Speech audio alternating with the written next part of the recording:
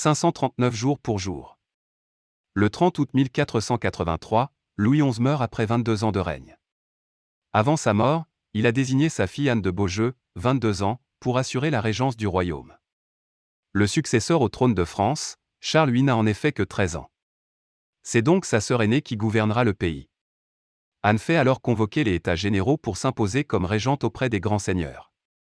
Les 27e États généraux du royaume s'ouvriront le 15 janvier 1484. Les grands féodaux consentiront à la régence d'Anne moyennant des contreparties.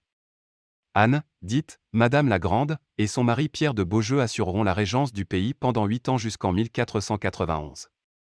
Ils feront sortir l'État vainqueur de la « guerre folle » et, par le traité du Verger, prépareront la réunion du duché de Bretagne au domaine royal. Anne de Beaujeu assurera par ailleurs l'éducation de nombreuses jeunes femmes de l'aristocratie, particulièrement la célèbre Diane de Poitiers ainsi que Louise de Savoie. Lors de la guerre des 2 Roses entre les York et les Lancastre d'Angleterre, Anne prend parti pour Henri. Elle lui envoie des hommes et du matériel lui permettant de déposer Richard III à la célèbre bataille Bosworth le 22 août 1485.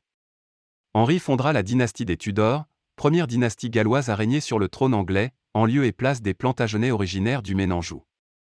Avant de céder les rênes du pouvoir royal à son frère en 1491, elle négocie le titre de duc de Bourbon pour le compte de son mari, à la suite de la mort de Jean de Bourbon en 1488.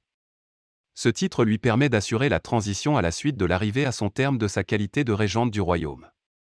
Anne est alors écartée du pouvoir central par Anne de Bretagne qui vient d'épouser Charles VIII.